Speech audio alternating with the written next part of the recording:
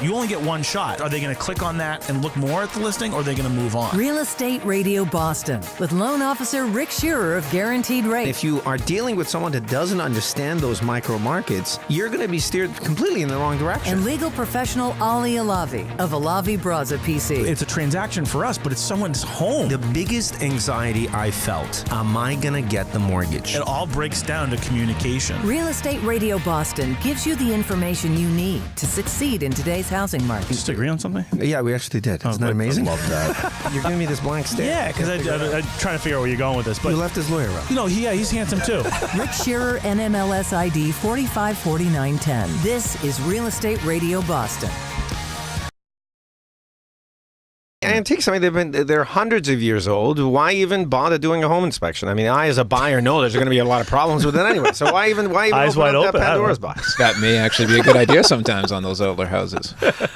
But you think it's a good idea? Oh, absolutely, especially on those. And you got to make sure you hire somebody that knows what they're doing with an older house. They're not put together the same way. They're not maintained the same way. And you're definitely going to find certain levels of damage that have happened over the years from either past insect damage. And you have to be able to tell the difference between what's compromised and what's not compromised on the material when you go doing with those things, because some rot's not a bad thing, but you got to know how much rot's acceptable and how much isn't. Yeah, and then also, I mean, not like you're an expert in this, but yeah, you've got the town sometimes has a say in how you're going to maintain and colors and all that kind of thing that goes along with the antique as well. If it's considered a historical house, I mean, there's limitations on what color you can actually paint it and to what extent you can actually modify the interior or exterior If you of the buy property. a house with a plaque, you're buying restrictions. That's right. Usually Exactly. That's what happens. Right. How long, on average, if I'm a potential buyer of an antique home, how long do I need to allocate for a home inspection of that magnitude? One of our standard inspections usually runs between 2.5 hours, but for an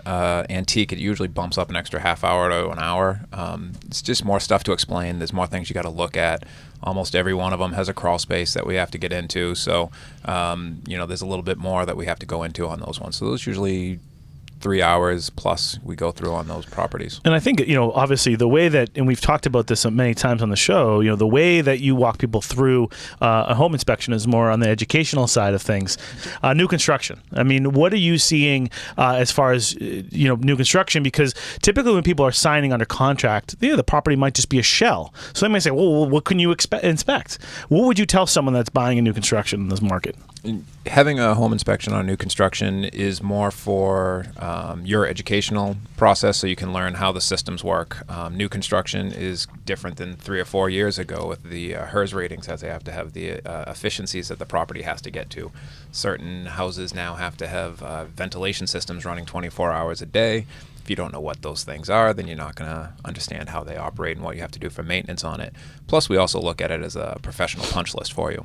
When we go into a new construction, we expect it to be like the car coming off the showroom floor, smells good, looks good, no fingerprints. We go through fine-tooth comb with a roll of blue tape, and we mark up everything from cabinet doors that aren't aligned, if there's a nick in the wall, scratches. So we kind of go through as your professional punch list, and we come up with a whole comprehensive thing for the builder to have to go through and correct. Why JP? Why are people moving there? Well, I think it's the combination of green space, ease of getting into town. We have a lot of medical people that bike or walk to work in Longwood. It's just a couple miles away from downtown. It's crazy how close it is. We've got Jamaica Pond, which is phenomenal. You've got the Arboretum, over 200 acres of outdoor space.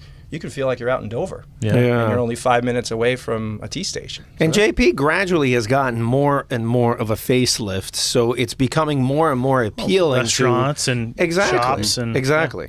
Now, do you think that JP offers both workforce housing and not? Because, obviously it was a good alternative for workforce housing because it was so close to the city. Right. And people were priced out of the city. The city we're talking about, Boston proper. That's not necessarily the case anymore, is it?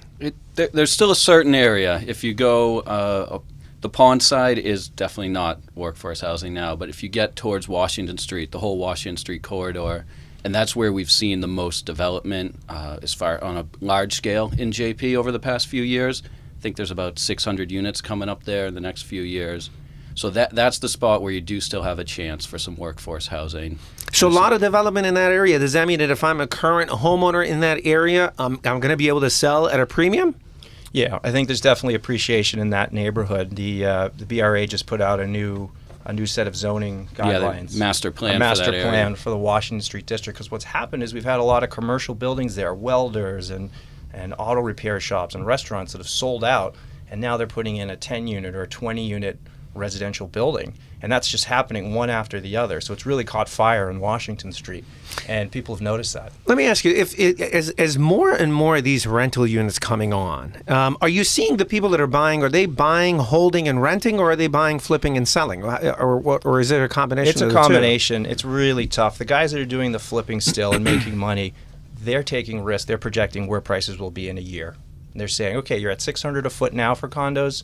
I'm going to be at $750. And if they have the nerve to do that, they're probably going to be okay. But most of the developers now, they're not doing flips because they see the risk not being worth it. So you think that that we probably might see? Are you predicting a little bit of a slowdown as we look at prices?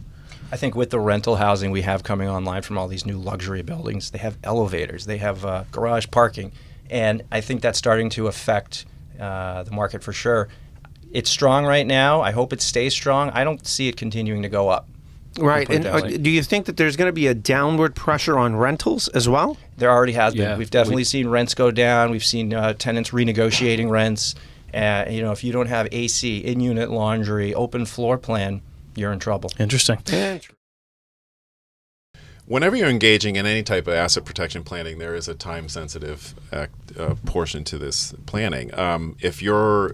Even if you're not older, if you're at risk of a lawsuit, you can't shield assets, or you're limited in your ways to do so. And then as you age, of course, and the threat of becoming, or the likelihood that you're going to become disabled, the planning also needs to occur well in advance of that event occurring. So for a lot of people that are concerned about their life savings going towards the care, long-term care services, or making sure that a spouse that needs to continue to live in the community has enough resources when one does need to go in, protecting assets from that standpoint. A lot of that planning does need to go in effect 5 years prior to Before you need to do it. Yeah. Before you need to apply for benefits. And obviously, just like when we don't know when we're going to die, we don't know when we're going to become disabled. So you really, having more than 10 years is obviously more ideal. So if you're otherwise healthy, you're not biting your nails wondering if you're going to make it through the 5-year period. However, if you're up in your 80s and you're engaging in this type of planning, while it usually is worth the risk, you might not achieve the reward. There is additional considerations as far as estate planning is considered as well. What are some of the things that you consult your clients? I mean, you have a wonderful checklist that you brought us. I mean, updating beneficiaries on insurance. I mean, that's something that gets... Insurance, company retirement plans. Your company may have, you might have an old retirement plan that you had when you were a teenager or in your early 20s. That you just left with the employer. That could have your parents as a beneficiary or some other party. Obviously, and your parents may have already passed your already. Parents could have already been passed, or your new spouse is going to be mad that the money's I going always in love when another the direction. ex-wife is the beneficiary on something. You just forgot about that life insurance. And you see that too. And while there are some provisions that what happens in divorce, an old beneficiary doesn't mean that the money's not going to go to that person. So you really have to be careful. A will doesn't nullify your beneficiary designations. A will doesn't control your beneficiary designations. So they're totally separate. And having those current is critical if part of your estate plan.